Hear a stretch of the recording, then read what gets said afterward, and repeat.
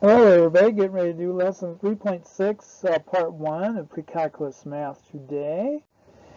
3.6, part 1, nonlinear models. So you have 2 points here on your notebook taking. Your classwork sheet is 54 points today.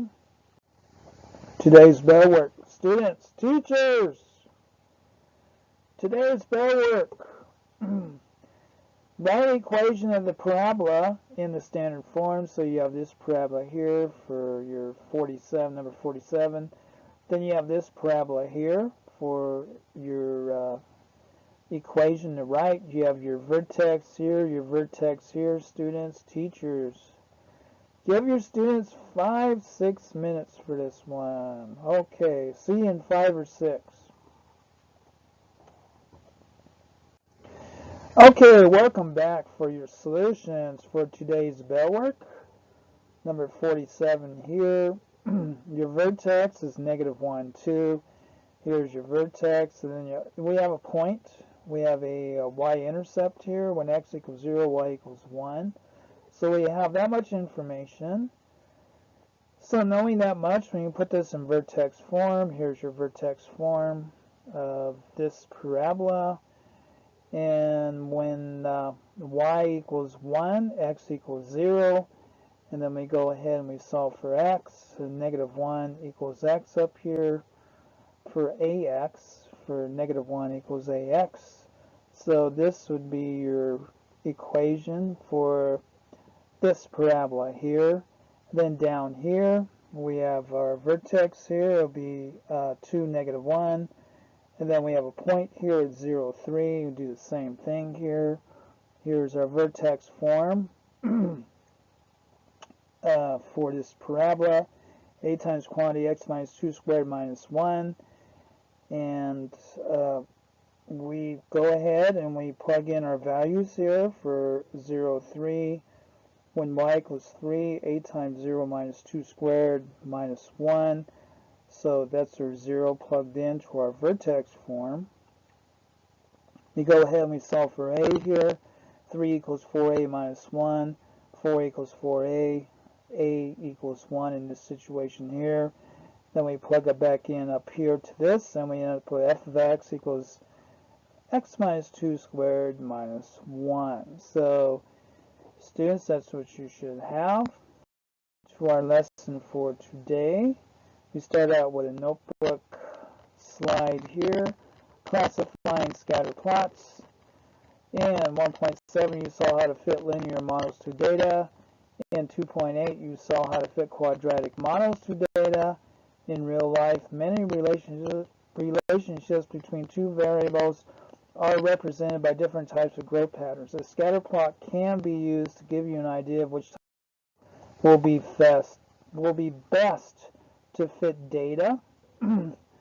So for example here, classifying scatter plots, example 1, decide whether each set of data could best be modeled by a linear model. Y equals ax plus b, an exponential model, y equals ab to the x, or a logarithmic model, y equals a plus b natural log x.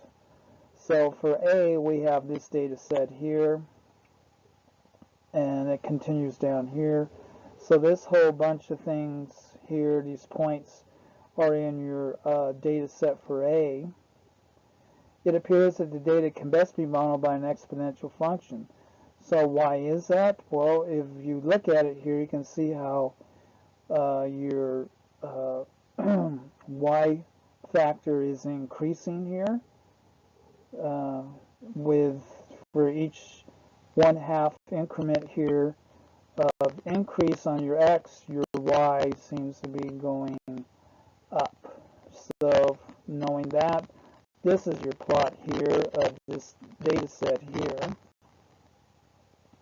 Now for B, there's our set here for B, our data set for B. What you notice about these values here for values over 9, 3, 3.8, C2, 2, 2.5, 3.1, 3.8 seems to be increasing as well, doesn't it? It appears that the data can best be modeled by a logarithmic function. So this would be your log function here, which it seems like it starts to flatten out here a little bit. It starts out flat here. It seems like it looks more like a log here once you start plotting these points on a grid.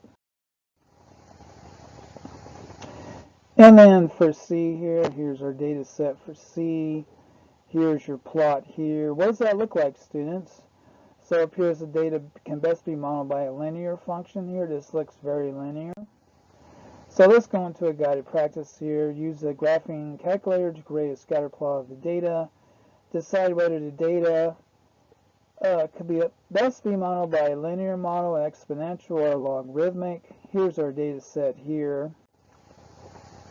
So by looking at it, it looks more like a log model situation here. Here would be your plot here. So it starts out steep and then it starts flattening like that. I mean, whereas an exponential would go up like that, a linear would be more straight line.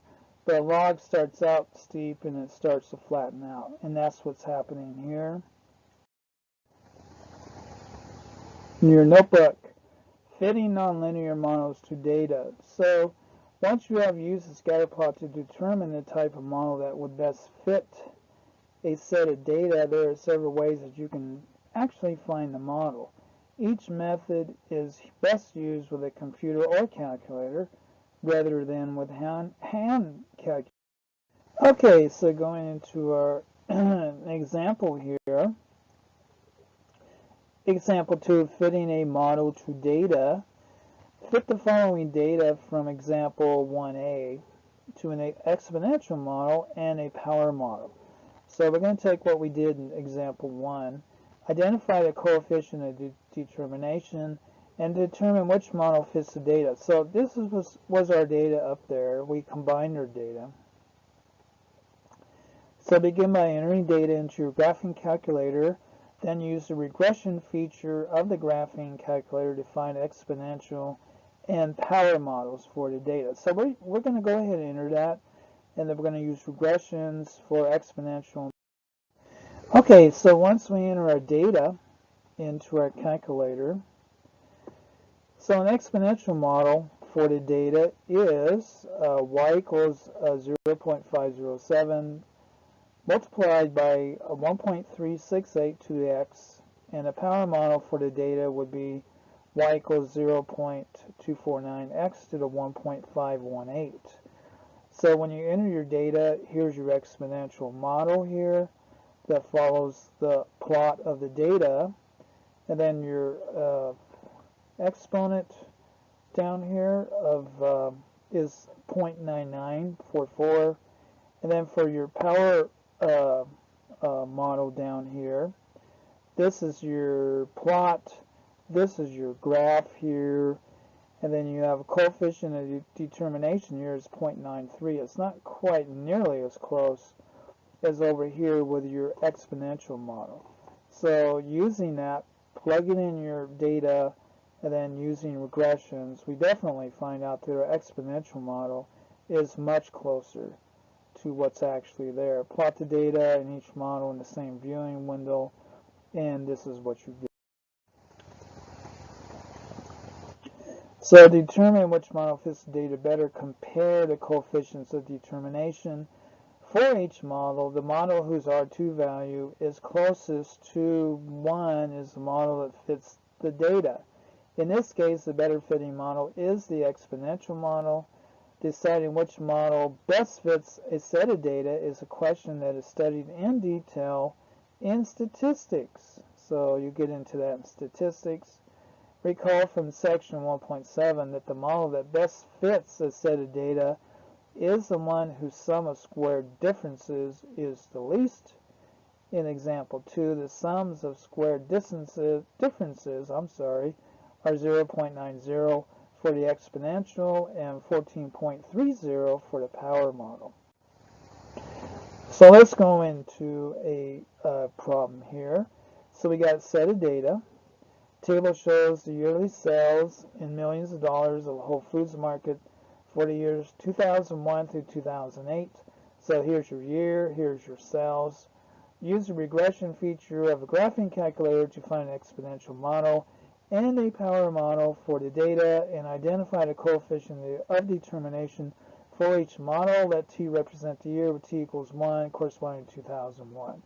So this is what we would place our work in. Here's here's B. Use a graphing calculator to graph each model with the data, and then use coefficients of determination to determine which model best fits the data. And once we do that, exponential and power model.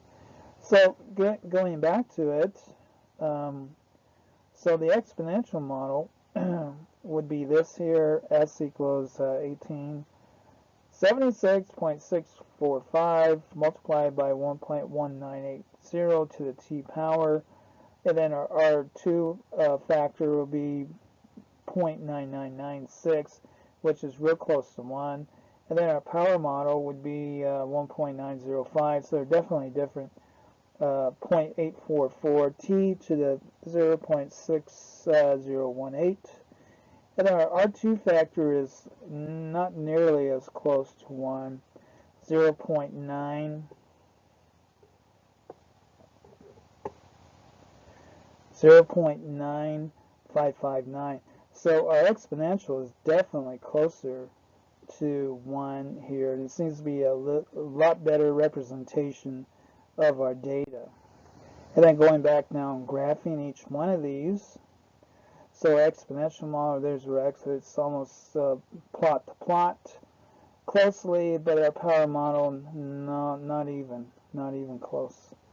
And then C, which the coefficients, the exponential model has an R2 with 0.99996, is a better fit as compared to the power model with 0.95559. And that is your 3.6 part 1. Email me here for classwork sheets, homework sheets, solution PowerPoints, any other course material. Email me here. I'll get those out to you. Thank you.